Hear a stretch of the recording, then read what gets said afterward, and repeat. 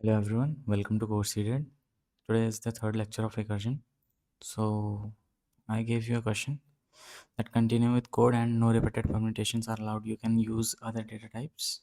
So basically using other data types you can obviously do that, but we'll be using vector over here for the sake of sincerity and to get things correct or to understand the concept better we'll be using vectors. So first, few of you might have thought we can just write this I equals I index, that will give us the right output. So let's just see that directly in the console. So if I write something like this, so basically for 1 to 3 your answer is completely correct, but for 1 2 and 2 where the vector isn't, like you can say the vector has multiple same values. So for multiple same values, it will just give you the same the same vector as the output. So that will be just a problem for us. So for this, we'll have to complexify this stuff. So for this has to be completely changed. We'll introduce a new vector in which we will be storing the values, in which we'll be just checking whether the values can be stored or not. So we'll remove the index from here, and then we'll use uh, whether the value at that index has been used or not. So first we'll have a boolean vector, and second we'll have a current vector, which will be our final output, in which we will just do backtracking. So let's go with the flow.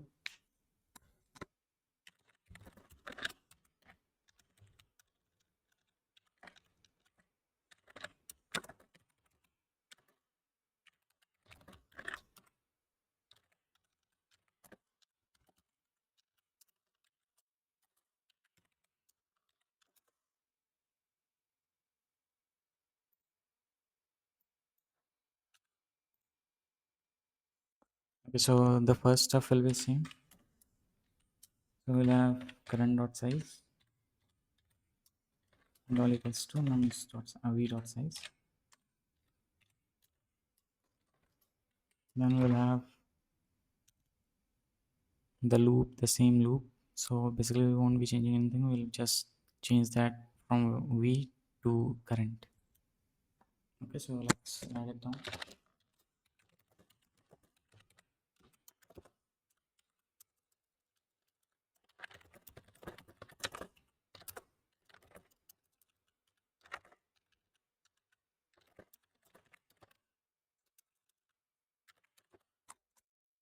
So this is what we wrote earlier, and we have to return this.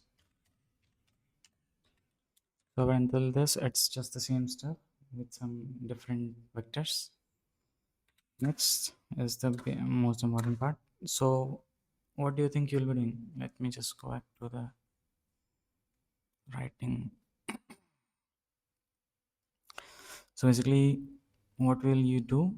We'll just check if there are any used elements. We'll escape them. Escape used elements.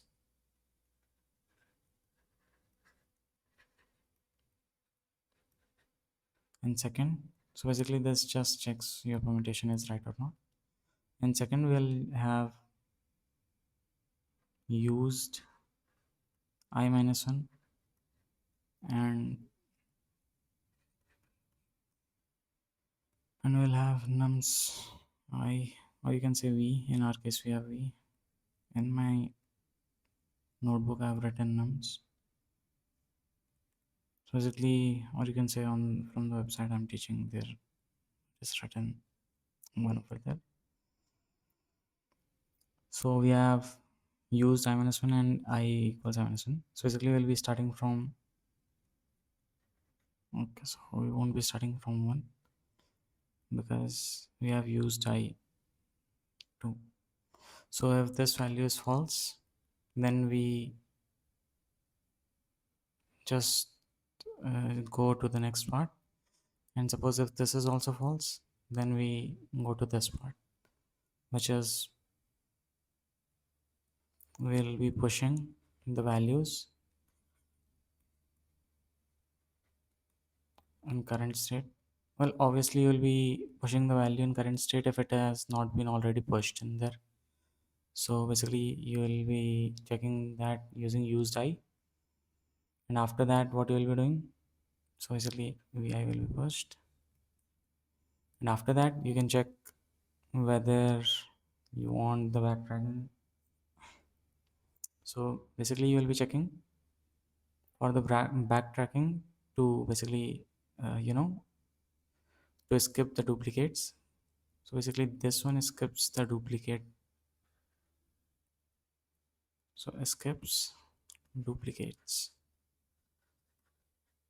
Now suppose then you have just your normal stuff, you'll be just using the function and passing the values with I plus 1 or index plus 1, whatever you prefer. Well, I'll be writing I plus 1. Okay, so we don't have to write I plus 1 over here because in our function we have current. So after this we'll be again doing the same stuff of backtracking. We'll just pop the value. Well, sometimes you don't have to pop from back but from front if your code is opposite. So yes, after pop back just use die equals false, and here you have to do used I equals true. So basically used I equals to true because this will skip this, and then used I equals to false if it has already been popped. Basically that's what we are doing. Well, when you check the code and try to write it one by one, you will see that these align very nicely. Basically these two will align perfectly. So let's move now to the code editor and write the code over there. So basically you have to, you know what doctors do? Well, they basically dissect the human parts or organs. You have to dissect the code to become dissect the code for better understanding.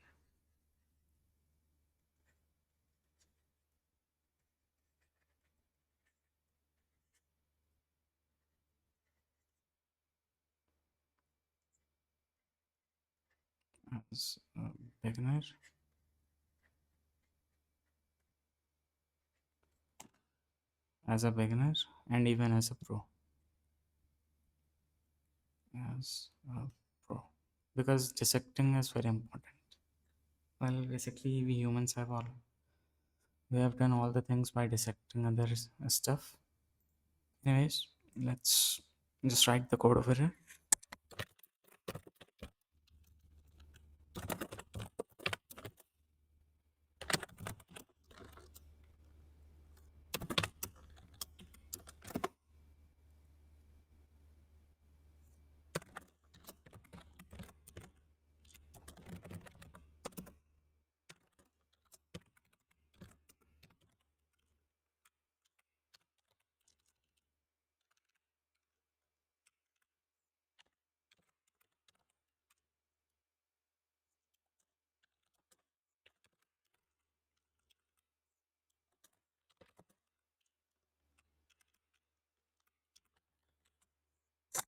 So basically we'll just check whether it has not been used or not.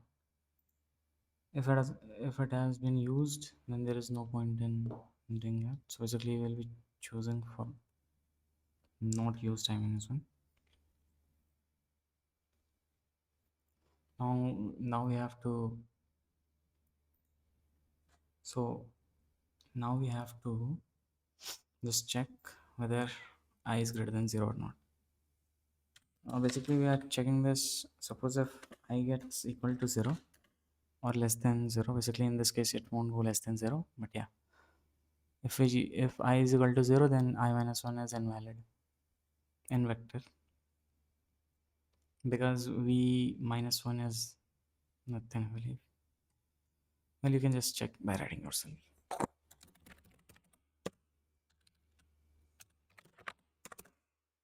After continuing this, you'll have to just go through the same stuff what we wrote. Okay, so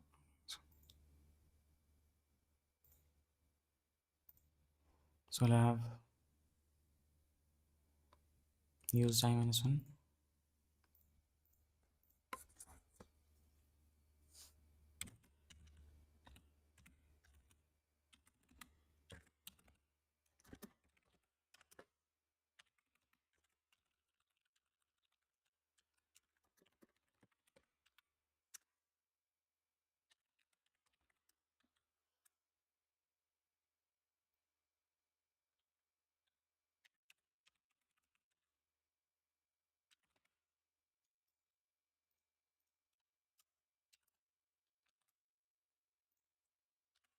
Okay, so suppose we don't pass it with reference, then current will always get reset.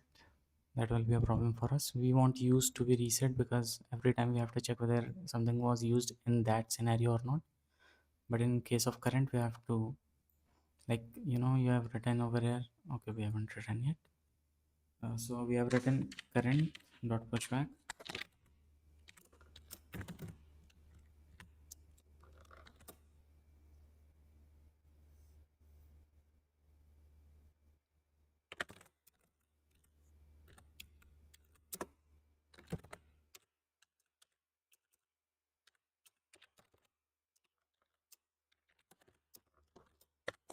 Basically, this order and these two orders does not matter, but they have to be below this, and these two have to be above, and these two have to be above permute. Order doesn't matter. So what we can do is v comma used comma current, and then we have, okay, so it's back. Yeah, so we have it nicely done. Okay, so we haven't defined it. So to get the things right, we'll need to sort it too, because suppose you are not sorting this and 3 to 1 is over there. Okay, so what will happen is it won't check vi minus 1 double equals to vi. This will get skipped sometimes if you haven't sorted the array yet. So if this gets skipped, then you know what will happen. It will just throw some random values. Not random, but yeah, it will be wrong. So we have vi minus 1 equals to vi, which makes it difficult for us to do it without, without sorting. We can do it without sorting sometimes, but well, actually, I don't know how to do it without sorting, but there must be a way. You can try solving it without sorting. You can just give half an hour to that. If you are unable to think of anything, then just leave it at that. Anyways, let's write other stuff.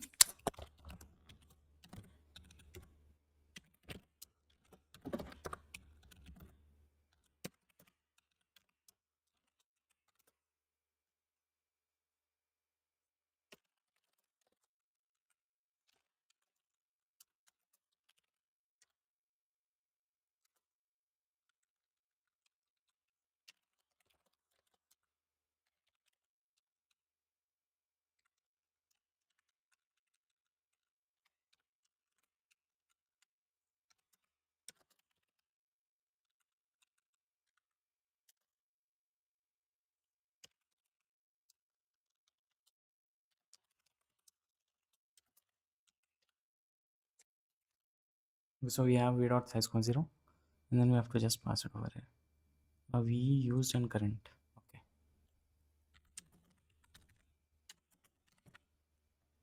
Now it's good to go.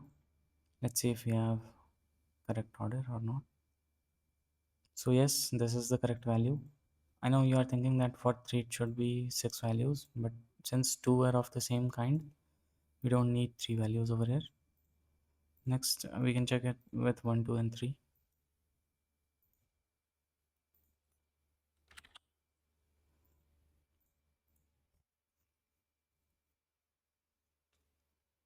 Yeah, so there are 6 values over here, and all 6 are different. 1, 2, 3, 1, 3, 2, 2, 1, 3, 2, 3, 1, 3, 1, 2, 3, 2, 1. Now suppose if I go even further,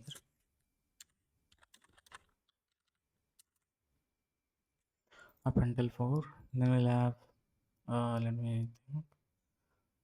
So basically, we'll have many values. So we have multiple values. We'll just have to calculate it over here, how many values are there. But you can leave it for now.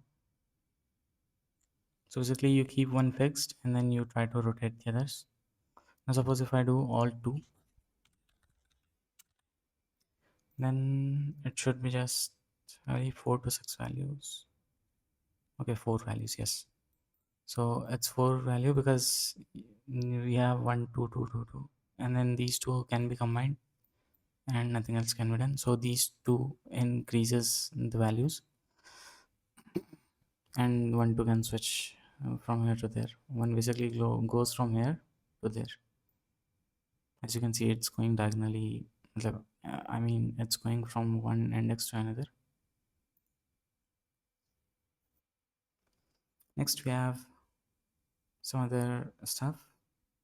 Well, basically, after permutation, you have multiple paths. Now, since you are able to understand all the stuff, you can go to n queens question, or you can go directly to memoization.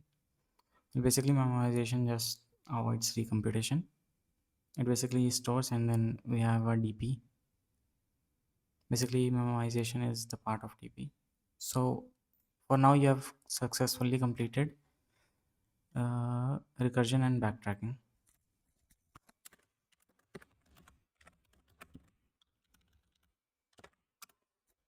So for how long have we been doing this? Okay, so 16 minutes are already over. I believe I can just show you some about DP. Let's see if I can or not. Okay, so I can, I believe.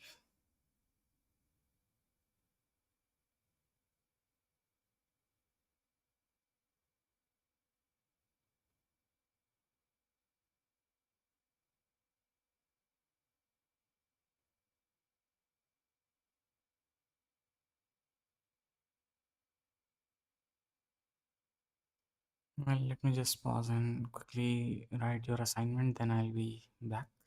Let me just pause for a few half hours.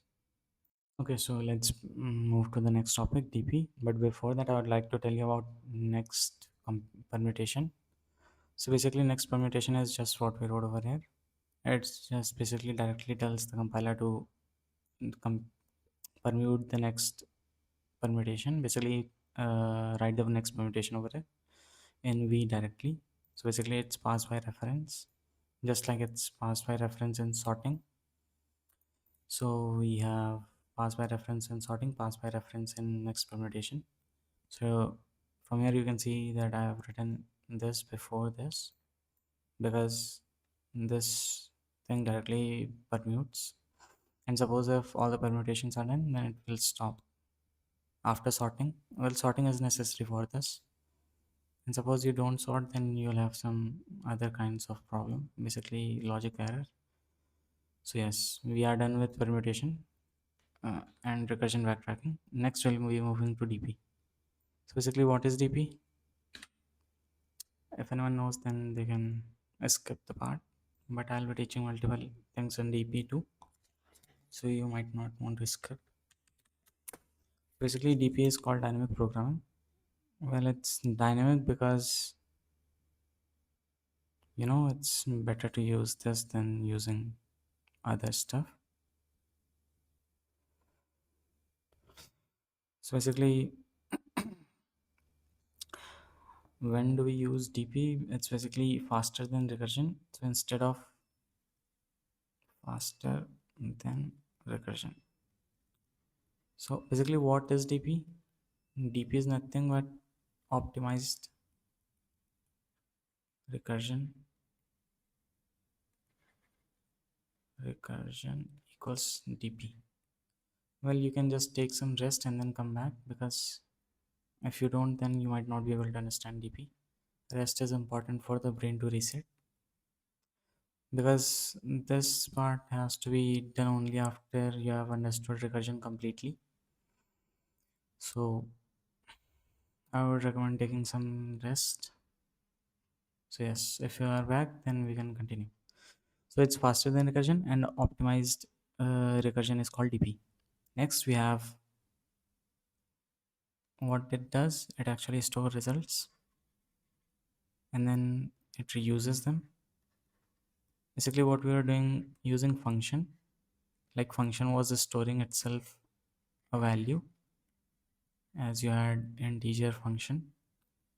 So function was storing like this, and then function 4, and then function 3.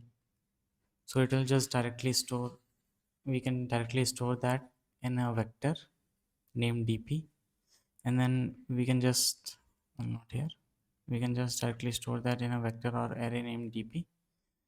Then we have, then we can just return if dp is less than, or whatever logic you want to write.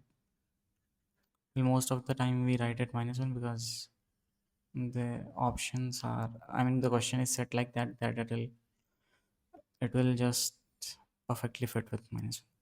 I mean not with -1 but with any negative value. So we have dp. So basically what I want to say is, uh, you have to think like this in dp, thinking of dp. So what I wanted to say here is, you have to write a recursive solution first. Write recursion or recursive solution. Then what you have, you can just identify the repetitive calls, repeated or repetitive calls. Then what you can do, you can store the results. Store results. This is called memoization. Basically they could have named it as memorization, but in programming we just named it as memoization for some reason which I don't know. Basically it's the elder brother, or you can say the younger brother of memorization. Anyways, so I was at store results and it is called memoization. Then we can use tabulation. Well, tabulation, not tabulation. So we can just convert it to tabulation. Well, basically tabulation means converting it to a vector or array or something like that. Well, we don't have to worry much about that. So basically it's optional. If you want to do that, then do, otherwise you can just write the logic. Well, basically we do this most of the time because it's good, it's a good habit to convert this in the tabulation form.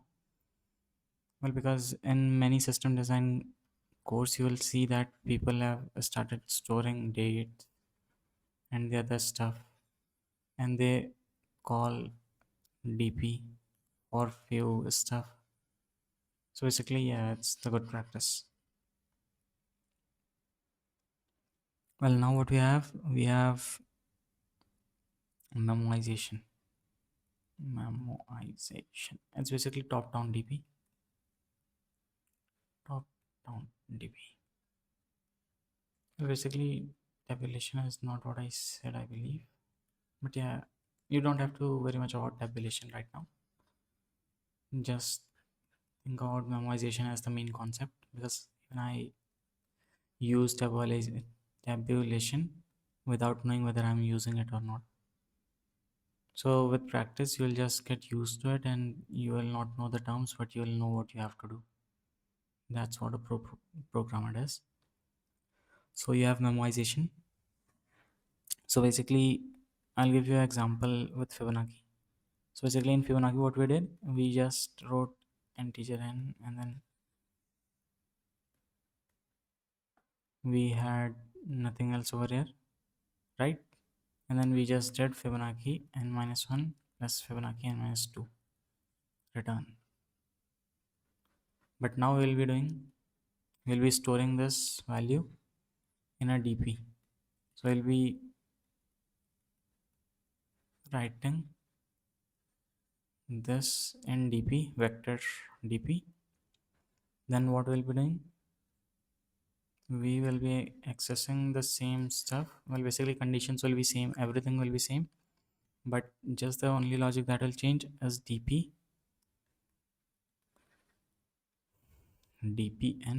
is not equals to -1. Then you have to return the dp. You got that? Basically, you are storing the data in vector and then returning the vector as one. So basically, this will store much more than any normal, you know, any normal recursive function.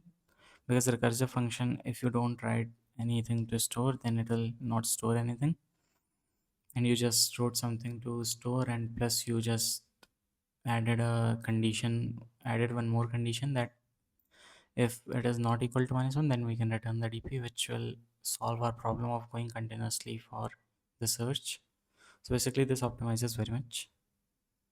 Now suppose you don't want to use it over here, you can just directly do that inside your function, inside your main function, that's called tabulation. So you'll use a vector over here, and then you'll write dp0 whatever you want, dp1. Basically you'll declare what you wanted to declare over here in the conditions. So dp0 equals something, dp1 equals something. Well, basically I choose this path, memoization, always, most of the times at least, because that's easier way to solve it, and both have same time complexity, I believe. Well, after writing this, I'll just check whether they have same time complexity or different. So we have int I is equal to 2, and we have I less than equals n, I plus plus. Then we have dpi equals dpi plus 1 plus dpi plus 2. Let me check if, okay, so it was n minus 1 and okay, sorry. So it is I minus 1 and I minus 2.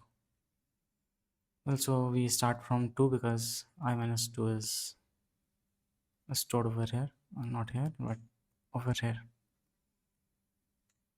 So we start from dp0, then we go store the value dp1, then we compute rest of the values. So for this, you can just see out any dp you want, see out dp of 5, well, dp of 20. Well, basically that was 2 to the power n. Basically till 32 we could have done that, and without dp. Now with dp you just have, well, you just have a single loop. So basically you can go up till very much. So basically it just actually does log n. Let's move back to that. So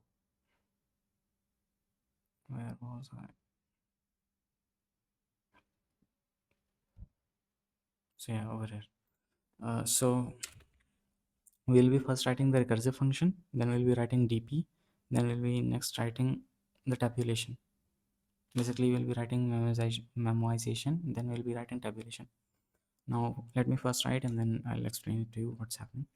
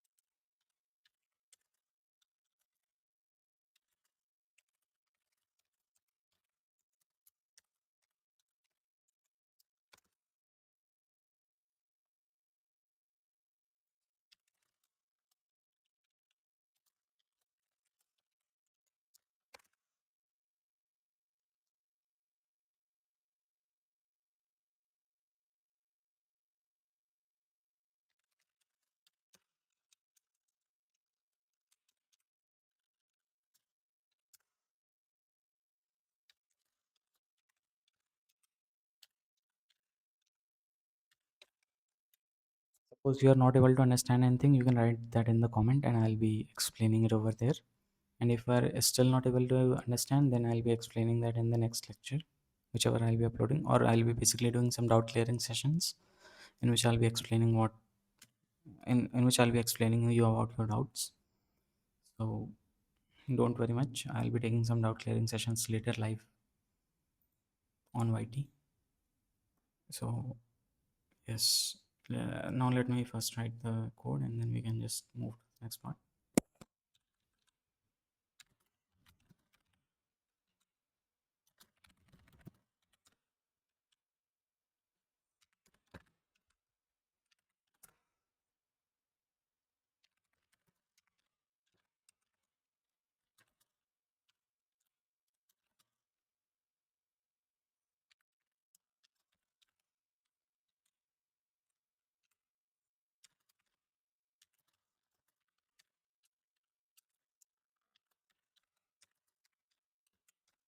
Basically, what I am writing over here, you can just write dpn equals this over here, and then you can just return dpn. So basically, let me write it like that so that you are able to understand. So I'll just cut and paste this.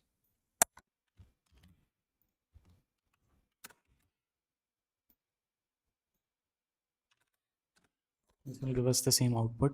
We were just trying to solve it directly over here, so we can do that in C++ at least. Next, we just have to call for the Fibonacci, and then it will just store everything. So let me just first write.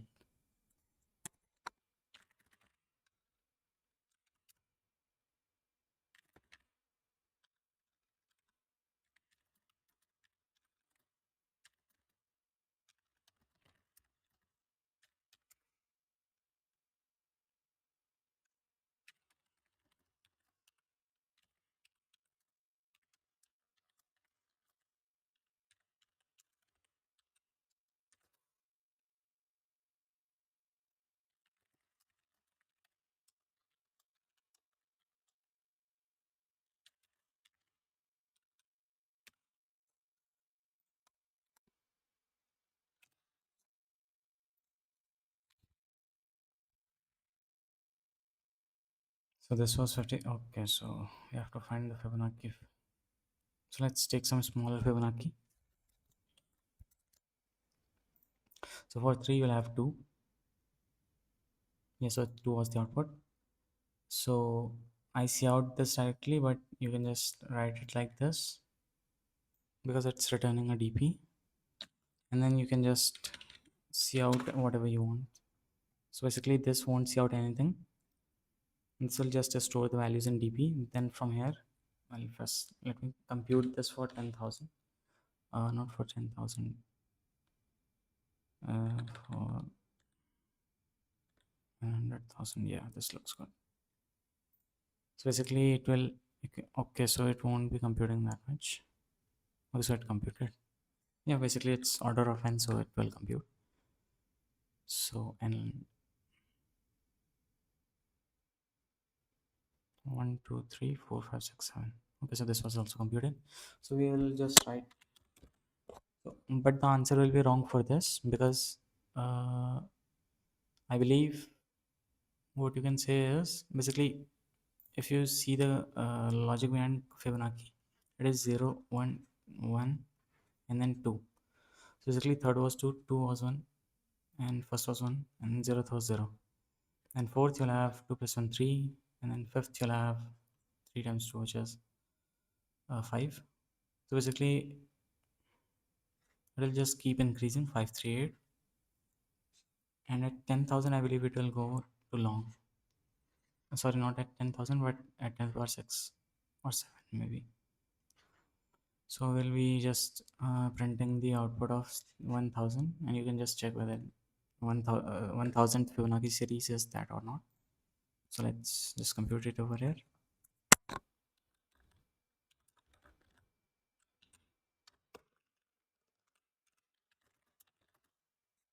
Basically, this is in range of int, so I'm printing 1000. Otherwise, I could have printed it as other numbers too. So for some reason, this doesn't look good. So let's just do it for 100.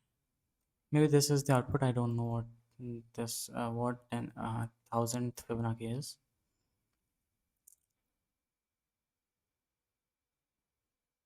So for 100 we are getting value wrong. So even for 100 we are exceeding the limit.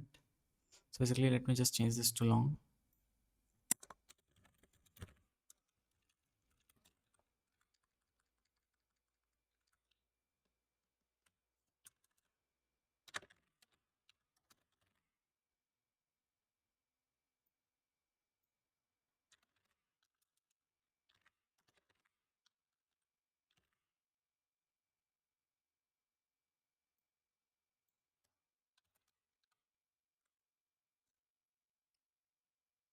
Okay, so you know about function overload, right? We can write the same function and pass more parameters, then it will be function overloading.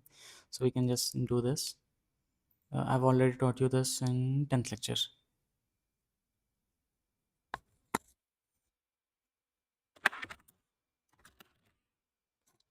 So basically now it's correct. Let's check if we are able to get DP100 or not. So it's still giving the same answer.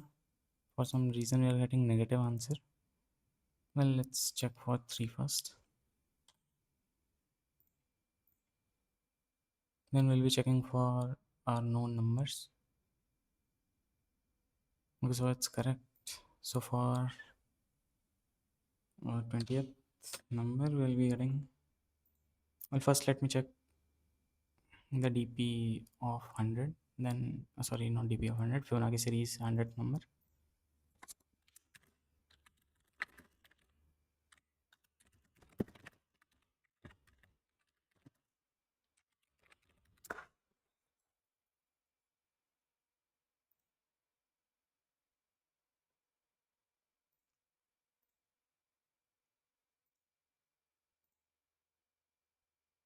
Okay, so basically for 100 we had much longer than long. So we'll be able to print 50. Yes, for this we have 1 2 3 4 5 6 7 8 9 10 11 12. Yeah, so this will do. So we can write 50th Fibonacci number. So let's check that.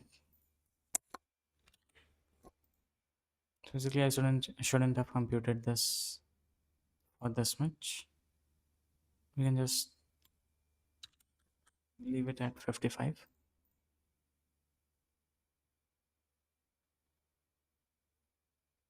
Okay, this is a shock even for me. Okay, so we didn't change it over here.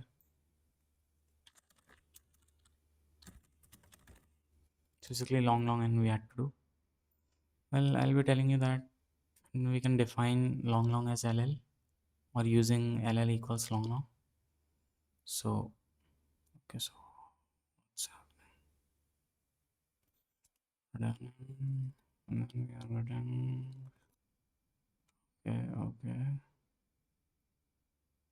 okay. Okay, so we added end over here.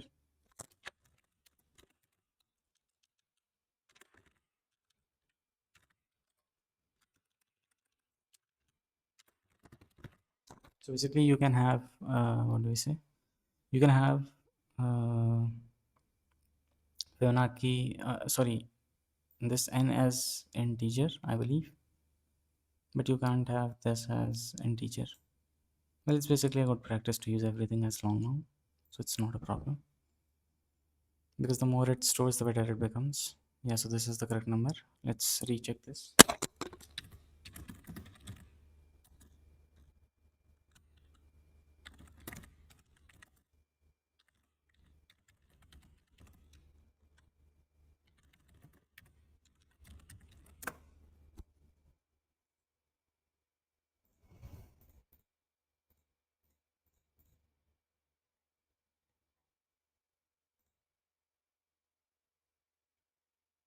Yes, basically it is 12586269025.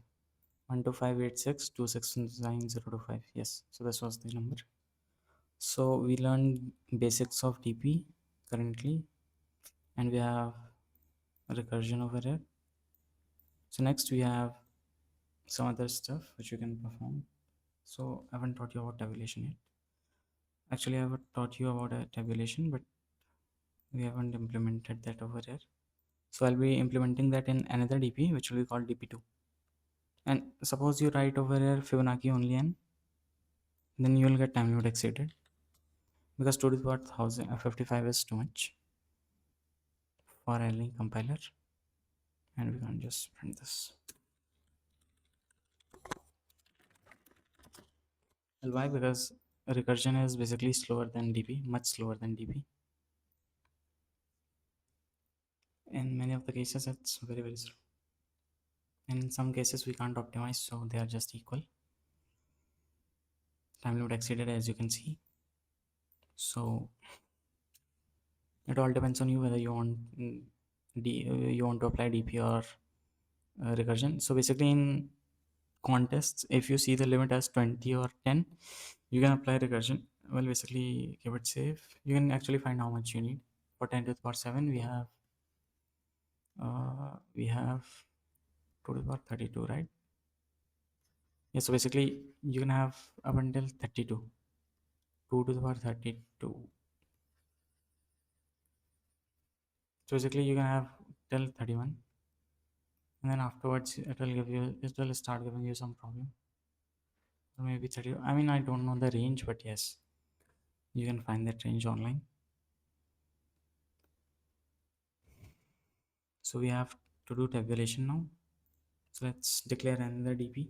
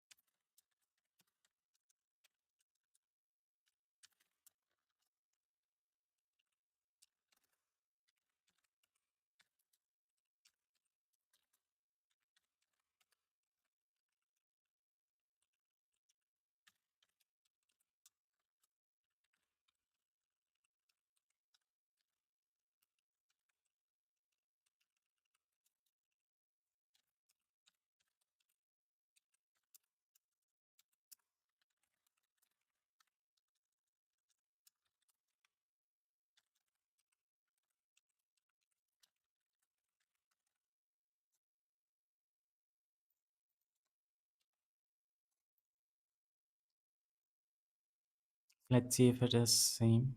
It was something like 125 or okay, so I forgot to put n over here. It was something like 125 or something. Well, we can check from this DP2, because we are getting -1. That's even crazier than what I imagined. So basically we have okay.